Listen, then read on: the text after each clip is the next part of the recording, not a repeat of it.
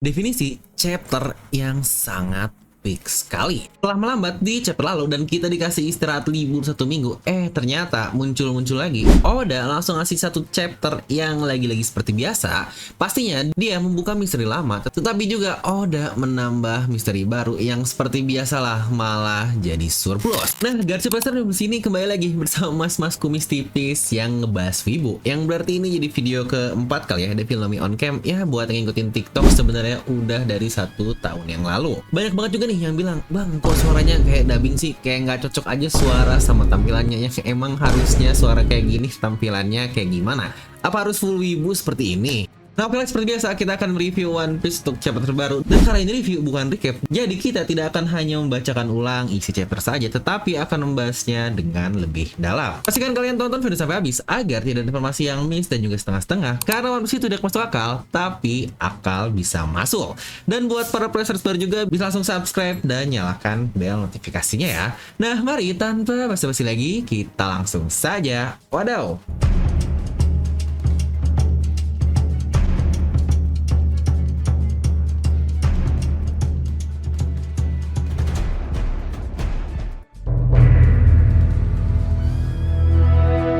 Dimana judul untuk chapter 1125 adalah apa yang mendefinisikan kematian. Ini kita kembali pakai mode normal lagi ya, karena panas juga ya jadi wibu. Dan di sini kita pakai pakaian dari Our Lord kita, yaitu Demalo Black alias fake Luffy yang sedang menjadi Nika. Dan karena sebelumnya ada yang komen tentang kacamata yang bundar dan nggak cocok, jadi oke lah di video ini kita akan gunakan kacamata yang lain. Nah, dimana untuk cover story sendiri di sini Yamato sudah sampai ke Kuri yang ternyata Kastil Oden yang sudah 20 tahun terbengkalai dan bahkan sempat dihancurkan oleh Bola Beritnya Kaido di sini terlihat sedang dibangun ulang. Namun permasalahannya, bos Franky yaitu Minamoto si tukang kayu ternyata menghilang. Oda lagi-lagi menggambar dengan sangat detail untuk renovasi dari bangunan di Wano Kuni ini.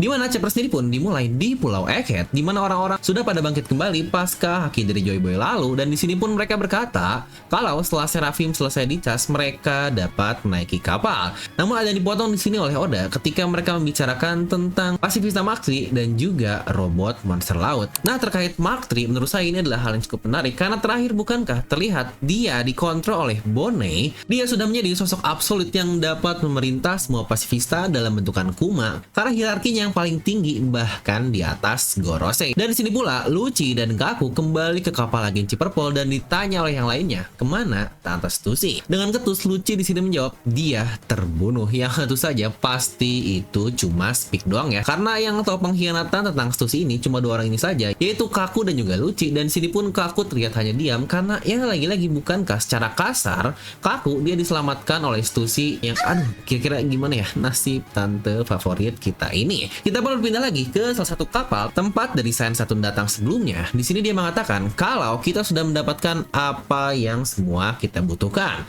York, Pang Record dan juga Power Plant. Maka dengan ini semua kita bisa menggunakan Mother Flame. Dimana untuk saat ini semua hal yang kita dapatkan sudah sangat cukup. Namun di sini satu menambahkan, ya walau begitu kita memiliki satu kegagalan besar, dan di sini pun ke-9 useless Vice Admiral meminta maaf karena dengan adanya mereka plus Buster Call, tetapi mereka masih gagal. Mereka pun berkata akan langsung pergi ke Pulau Elbaf untuk menangkapnya. Dan di sini satu menjawab, lupakan Elbaf untuk sekarang, yang lagi-lagi kayaknya pemerintah ini sangat tidak berani untuk memasuki kawasan Elbaf sedikit pun. Karena ya bisa dibilang ini para beban-beban Vice Admiral gila juga ya. Mereka ngelawan satu Elbaf aja udah susah banget. Mereka maksa dan nekat mau ngedatengin kampung halamannya. Dimana para Vice Admiral merasa kalau kegagalannya adalah membiarkan Luffy dan yang lainnya kabur. Tetapi di sini Saturn berkata kalau kegagalan terbesar mereka adalah karena membiarkan siaran dari Vegapunk itu tersampaikan ke seluruh dunia. Karena ini benar-benar jauh melampaui imajinasiku.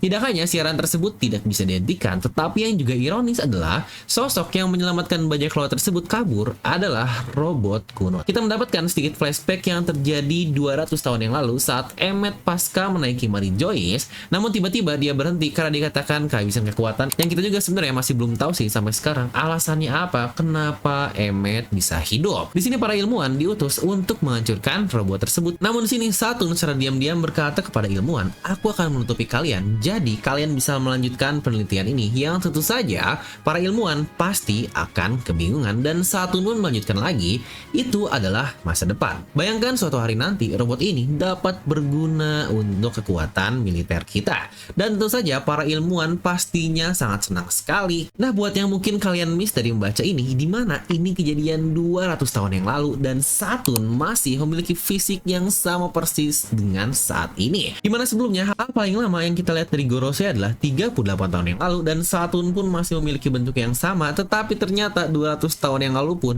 dia masih seperti itu. Jadi dari sini sangat jelas sekali kalau sosok-sosok Gorosei ini mereka adalah sosok yang immortal. Serta masuk akal juga kenapa Saturn ingin melanjutkan penelitian yang jangan lupa ya, dia juga seorang ilmuwan yang dia katakan kepada Vegapunk. Jadi memang sudah naluriahnya ilmuwan, pasti orang yang akan penasaran dan akan mencari cara untuk meningkatkan dan menemukan sesuatu. Jadi momen Vegapunk yang bilang ilmuwan diam-diam melanjutkan penelitiannya yang benar saja, karena ternyata selama ini dia di cover oleh Sains Saturn. Ya tapi yang namanya penyesalan pasti datangnya terakhir. Di sini perbuatan lamanya itu membuat Saturn berpikir kenapa selama 200 tahun Emmet tidak pernah bergerak sekalipun, dan ketika bergerak dia malah berlaku melindungi Luffy si topi jerami. Tetapi tidak selesai sampai di situ, Vice Admiral Doberman di sini dia bertanya kepada Saturn, sebagai pasukan yang mengabdi kepada pemerintah dunia, jika kita menyebut hal tadi sebagai kegagalan besar, apa berarti semua yang Vegapunk katakan adalah sebuah kebenaran? Dan di momen itulah Saturn mengeluarkan kekuatan tetapannya dan Doberman terpental dengan kepala yang penuh luka. Kita nggak tahu ya dia mati atau enggak, tapi harusnya enggak sih, karena efeknya berbeda dengan Kroco Angkatan Laut yang kepalanya dibuat bucat oleh Saturn. Di sini Doberman hanya terlihat terluka saja. Yang berarti gila juga ya, Sanji dan Luffy kena serangan ini tetapi mereka masih bisa lanjut bergerak. Yang sejujurnya menurut saya Doberman ini dia naif banget nih, dimana bisa dibilang dia adalah salah satu Vice Admiral yang banyak berhubungan dengan Saturn, yang seharusnya dialah yang mendengar langsung dari dirinya kalau kalian semua dianggap sebagai serangga. Yang kritis sih boleh ya, tetapi lagi-lagi jangan konyol lah, harus lihat keadaan juga. Dan kita berpindah lagi ke daerah Labopes, di mana tiba-tiba Pangrecord bergerak dan terbang ke langit dengan cepat. Ya walau York menyadari, namun dia kalah cepat karena ya akhirnya Pangrecord berhasil terbang sendiri. Yang lagi-lagi dengan ini, maka satu misi yang Saturn sebutkan barusan langsung gagal. Dan dari sini juga kebingungan kita tentang Edison yang tiba-tiba menghilang karena dia seharusnya belum mati pun akhirnya terjawab. Dan kita berpindah lagi ke Mary Joyce. Di sini terlihat para sialan-sialan Tenryubito yang mulai kelaparan karena persediaan makanan mulai habis pasca dihancurkan oleh pasukan revolusioner 1 bulan yang lalu. Ingat, sudah berjalan selama 1 bulan. Yang ini udah jadi kayak lagunya Bernadia belum nih? Dan ini nih yang menurut saya paling menarik. Di ruangan otoritas tempat Gorosei berada, tiba-tiba Garly masuk ke ruangan dengan pakaian rapi sambil berkata, "Baru saja aku mendapatkan perintah untuk datang." Di mana para Gorosei lain tentu saja pasti mereka kebingungan dan bertanya, oleh siapa dan apa-apaan ini semua? Sungguh penggunaan kata-kata yang sangat aneh, Garly. Di manakah etikamu? Yang jarang banget loh Gorosei ngomong dengan bahasa yang menurut saya sedikit kasar. Nah, kembali ke Garling, di sini dia berkata, Vegapunk York mulai saat ini akan berada di bawah radar saya sebagai warrior god of science and defense, dan dia pun langsung duduk di kursi Gorosei yang wah menurut saya ini sangat keren sekali. Ya benar, itu adalah posisi yang sebelumnya diisi oleh Sains Saturn. Dimana Garling pun berkata, dunia benar-benar sedang kacau ya, dimana kita akan mengalami masa yang tidak terduga dan penuh goncangan. Jadi mari kita buat dunia menjadi tempat yang lebih baik bersama-sama. Wahai rekan-rekan tetuaku yang wow, ini bukankah wadaw sekali? Dimana awal-awal muncul dia menjadi supreme leader dari Holy Knight, terus di flashback nggak kira-kira dia muncul di insiden God Valley yang masih misteri sampai sekarang dan menjadi seorang champion. Sekarang muncul lagi, tahu-tahu menjadi Gorosei. Emang lah dikit tiba-tiba langsung jadi Gorosei yang bejir banget nih Garling ini. Tapi lagi-lagi nih, satu yang mengganggu pandangan saya adalah ini Garling dia benar-benar duduk di posisi Saturn yaitu paling kanan, tetapi kenapa Mars nggak dibikin duduk lagi oleh Oda Sensei? Pertama kali kita ngelihat Mars duduk setelah 1100 chapter yang kemarin nih pas kaki Joy Boy, dia tiba-tiba duduk sendiri di ruangan otoritas. Tapi ketika para rekan-rekan Gorosei-nya datang, dia sekarang kembali berdiri lagi. Dan karena posisi Saturn sudah tergantikan, tepat saat itu dia yang masih ada di Pulau Eket langsung mengeluarkan efek api hitam di dalam tubuhnya yang tentu saja para Vice Admiral Admiral pasti panik dong, sesuatu terjadi ke otoritas tertinggi. Terlihat di sini Saturn terus-menerus menua sambil berteriak kencang diiringi muka panik dari para Vice Admiral. Yang ternyata ini semua adalah ulah dari Imo, di mana dia bertanya kenapa kau membiarkan Joy Boy pergi padahal muncul di depan hadapanmu. Di sini Saturn hanya meminta ampun dengan berkata, Saturn tidak tahu kalau dia memiliki kekuatan sehebat itu. Dan semacam shockwave pun keluar dari tubuhnya yang berdampak ke area di sekitarnya yang sejujurnya ini sangat gila banget. Dan setelah itu Saturn pun berubah menjadi tulang belulang. Yang wow, bukankah ini sungguh kematian yang sangat-sangat brutal sekali yang dilakukan oleh Oda Sensei. Dan satu poin yang menurut saya cukup menarik di sini adalah Saturn berkata Imo di hadapan para Vice Admiral. Gimana kalau kalian perhatikan di bubble ini adalah bubble yang muncul dengan kata-kata telepati, tapi bubble yang berbeda ini adalah bentukan kata-kata yang dia ungkapkan dan kata-kata yang dilontarkan dari mulutnya adalah bagian Imo ini. Yang apakah para Vice Admiral ini akan menjadi lebih kritis dan nantinya akan membangkang? Atau bukankah Doberman diserang karena kasarnya dia bertanya tentang kebenaran dan mereka-mereka yang ada di ruangan sana pasti langsung bisa menilai lah ya kalau itu semua pasti adalah sebuah kebenaran. Dan sekarang mereka yang lihat sendiri kan, dia ini sosok tertinggi dan kenapa dia terlihat memohon, yang apakah ada seseorang yang ternyata memiliki otoritas lebih tinggi yang pastinya orang yang kritis akan berpikir seperti itu. Lagi-lagi karena kita dari sisi membaca, kita udah tahu lah ya jawabannya seperti apa, tetapi kita harus melihat dari perspektif orang pertama alias karakter-karakter yang memang ada di serial One Piece ini. Nah lanjut, kita pun berpindah ke Pang Record yang sebelumnya terbang. Di sini Shaka berkata kalau tidak bisa membawa Labopes dan Atlas pun menjawab, sialan, jika York tidak mengganggu kita, kita bisa membawa semuanya. Pythagoras pun ngomong juga sinyal otak kita bisa sampai dari manapun, dan York bahkan dia masih bisa mengakses semua hal yang ada ini. Dimana Edison pun menjawab lagi, aku mendengarmu, tapi ini jauh lebih baik daripada harus membiarkan dia memilikinya. Ya kalau dilihat dari kata-kata Pythagoras dan Edison harusnya menjawab ya apa yang Lilith bilang di chapter lalu, kalau dia mendengar semuanya dan sinyalnya juga bisa dicapai dari manapun. Jadi ya ternyata inilah yang Lilith maksud kalau keempat Vegapunk lainnya mereka masih hidup juga. Tapi kalau dilihat dari bubble-nya yang bulat double ini, sepertinya ini wujud pikiran dari otak Pang Record, dan bubble biasa ini kayaknya Edison doang ya. Karena memang bukankah cuma dia karakter yang masih hidup ya selain Lilith dan juga York. Di sini pun Edison berkata lagi, dunia akan membutuhkan isi dari otak jenius ini, maka kita harus menjaganya sampai hari dimana mereka dapat menggunakannya. Dan Shaka pun menjawab lagi, itu membutuhkan 500 tahun. Vegapunk sudah diketahui meninggal oleh dunia, jadi kita bisa terbang dengan bebas tanpa memikirkan apapun. Namun Pythagoras merespon, tetapi karena kita tidak lagi mendapatkan sponsor dana, maka kita tidak bisa membuat penemuan yang lain. Disinilah Edison menjawab, ini saatnya kita membutuhkan bantuan teman baik kita. Dan lucunya terlihat di sini Edison menggabungkan semua tubuh dari satelit-satelit yang ada yang malah jadi jelek banget. Dimana badan dan kaki dibentukkan Shaka, tangan kanan Pythagoras, kiri Atlas, muka sama jetpack Edison yang aduh ini bener-bener combine semua. Dimana Atlas kesel banget nih sama York dan di sini pun dia berkata, ayo kita buang semua bagian yang dimiliki oleh York. Yang bahkan terlihat dari ruangan ini benar-benar dipenuhi oleh tubuh-tubuh dari satelit Vegapunk yang jadi apakah walau mereka berwujud manusia, tetapi apakah jangan-jangan mereka tidak benar-benar manusia? Yang aduh ini pusing banget lah, dari chapter lalu kita mikirin bagaimana berpikirnya orang jenius seperti Vegapunk. Dan ternyata sosok teman yang dikatakan sebelumnya adalah sosok yang juga sangat kita kenal. Benar, dia adalah Haredas dari Pulau Witria, tempat Nami dilempar pasca time skip. Di sini dia cuma menjawab, hah Vegapunk, bukankah kau seharusnya sudah mati? Yang sejujurnya ini sangat gila sekali sih. Semua hal menarik menjadi semakin berhubungan. Karena buat yang belum tahu, Haredas ini, dia ini dari ras Birkan, seorang warga Skypiea yang sama seperti ras dari God Enel dan juga Uroge, satu-satunya supernova yang belum Oda munculkan sampai saat ini. Dan ternyata dari semua hal itu, Oda menyambungkan lagi ke teteh Nami kita. Lagi-lagi bahkan dari Viveka terbaru juga cuma Namilah satu-satunya kru topi jerami yang kita masih belum tahu keadaan keluarganya seperti apa, karena dia dikatakan hanya terlahir di kerajaan Oikot atau Tokyo yang dibalik. Yang kira-kira Oda menyiapkan apa ya untuk masa lalu atau keluarga dari teteh favorit kita? Karena jangan lupa Nami ini salah satu karakter atau fondasi yang benar-benar sangat Oda agung-agungkan. Dan chapter sendiri pun ditutup di kerajaan Kamabaka, di mana tempat dari para pasukan revolusioner.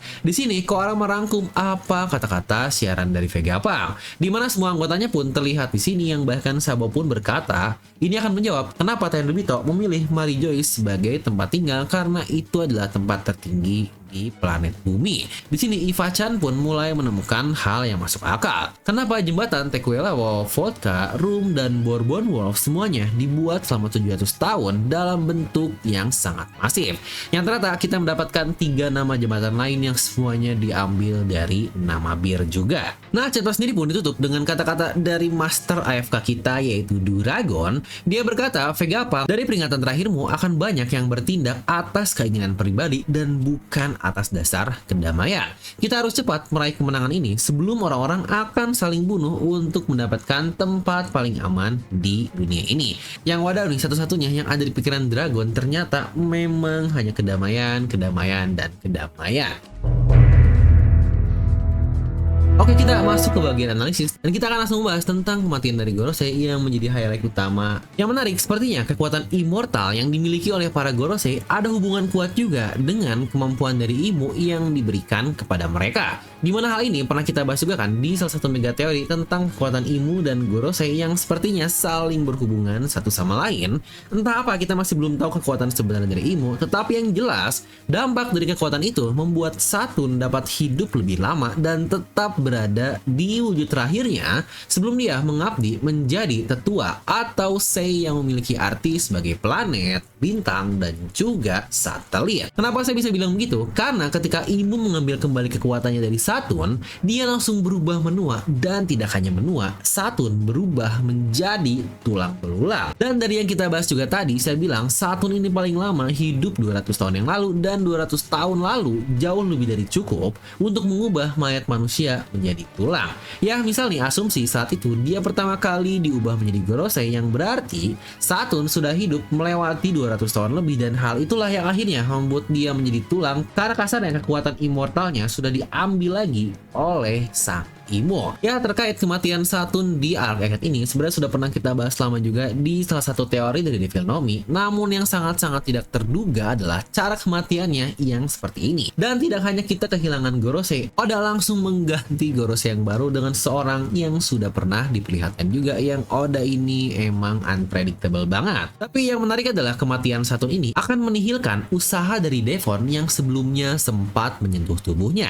Ya benar, seperti yang kita tahu, kekuatan Devon adalah dapat berubah menjadi siapa saja setelah dia menyentuh orang tersebut. Tapi apa mungkin Devon bisa berubah menjadi Saturn kalau dia sudah mati? Jangan lupa ketika awal mula Devon dimunculkan, dia pernah berubah menjadi Absalom, padahal Shiryu sudah memakan buah iblisnya, yang berarti bisa dibilang Absalom seharusnya sudah mati. Tapi mungkin yang bakal kocak adalah misal nih Devon dia berubah menjadi Saturn, dia pun menyusup Marijoice ke tempat dari para Gorosei. Para Gorosei seharusnya sudah pada tahu kan kalau Saturn sudah mati, dan harusnya dia tahu kalau Saturn ini adalah sosok palsu yang seseorang meniru. Yang ini bakal jadi wow banget nih, niat nipu malah jadi ketipu juga. Lalu terkait reshuffle dari kabinet dinasti, Gorosei maksudnya, sepertinya ini murni ya kalau para Gorosei ini mereka bukan tercipta dari kekuatan Imu sejak awal, melainkan hanya sebatas perjanjian kali ya, ya mungkin perjanjian jiwa atau kontrak yang berhubungan di antara orang-orang ini. Karena lagi-lagi contoh paling jelasnya seperti yang kita lihat juga di chapter yang sama adalah Saint Vigarland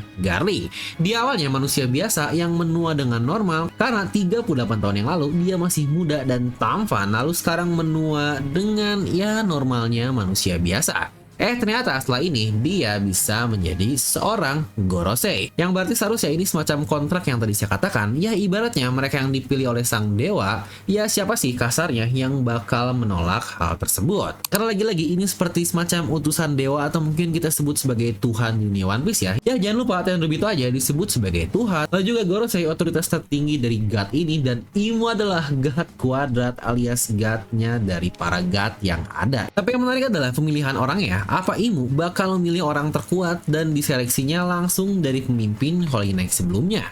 Karena cocok juga kan usia Garling saat ini, ya usia tua juga lah seperti Gorosei yang lain, ya walau memang masih ada Mars yang terlihat paling muda. Yang unik adalah Saturn itu sangat cocok menjadi Science and Defense karena lagi-lagi dia ini seorang ilmuwan yang mengerti sains. Nah Garling, apakah dia mengerti sainsnya atau ya udahlah dia fokus di bagian defense untuk menjadi pertahanan terkuat dari pemerintah dunia. Yang dengan ini maka kita mendapatkan dua pendekar dari Gorosei. Selain Usjuro juga ada Garling. Serta terkait Vegapunk, kayak Stella atau manusia asli dari Vegapunk, dia sudah benar-benar mati ya. Yang tersisa ini memang cuma otaknya saja. Karena cloningan ini atau satelitnya memang hanya hasil dari otaknya saja. Tetapi dengan Lilith yang sekarang dari kapal Luffy, bukankah ini bakal menjadi overpower banget atau gila banget kemampuan yang dimiliki oleh bajak laut topi jerami?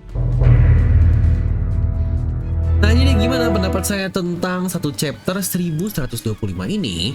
Ya sejujurnya saya masih bingung banget sih dengan judul chapter ini, yaitu apa yang mendefinisikan kematian, tetapi tidak menjawab sama sekali di isi chapternya. Tapi ya lagi-lagi itulah Oda Sensei, dia suka ngasih judul yang memiliki multi makna, dimana mungkin makna utamanya ingin menjelaskan kematian dari Vegapunk dan orang-orangnya ternyata masih hidup. Tetapi makna yang kedua bisa saja itu adalah kematian dari Saturn, dimana apa yang menjelaskan kematian, dan Saturn adalah sosok jelas dari bagaimana seseorang yang immortal akhirnya mengalami kematian. Jadi akan saya kasih nilai 9 dari skala 10.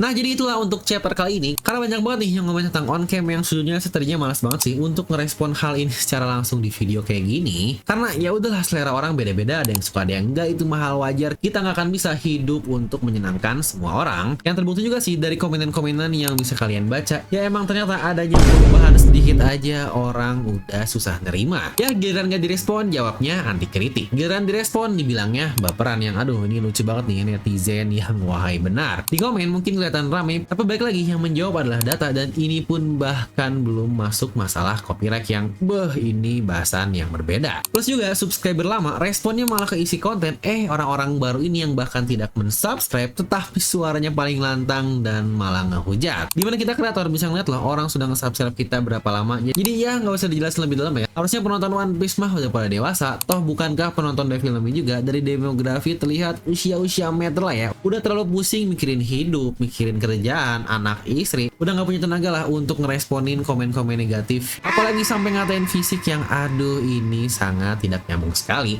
Giliran perusahaan ngasih syarat good looking untuk terima karyawan baru, mereka teriak paling keras, tapi di mana-mana mereka melakukan body shaming seperti ini. Nah oke lah, itu aja untuk video review kali ini. Diusahakan video-video film kedepannya bakal lanjut seperti ini bersama mas-mas kumis tipis kayak Tukul ini nih. Buat yang nggak mau lihat silakan, buat yang mau denger suara doang juga boleh banget. Yang paling kalau kalian sadar porsi video itu 20% isinya yang ada mukanya, sisanya isinya yang bener-bener ngebahas One Piece yang tapi ya lagi-lagi hal yang dikit ini orang malah lebih fokus karena ada bahan untuk dihujat. Yang lucunya bahkan ada juga nih banyak yang malah jadi teman tidur, yang aduh bejir malah jadi teman sleep call. Dimana ngasih kritik itu adalah hal yang sangat baik ya, misalkan hal-hal pendukung kayak gini seperti pencahayaannya kameranya kurang atau audionya nggak bener, yang hal kayak gini lah yang bisa menjadi kritik untuk saya perbaiki di video-video setelahnya. Nah jadi itulah untuk video review kali ini. Like aja kalian suka, dislike aja kalau nggak suka. Buat yang mau donasi dan support, kalian bisa join membership atau klik super thanks atau klik link di bawah untuk traktir saya kopi. Buat yang belum nonton juga prediksi bounty dari bajak laut topi jerami pas saat ahead, kalian bisa langsung tonton di video ini. Nah gue Devil pamit and I'll see you guys next time.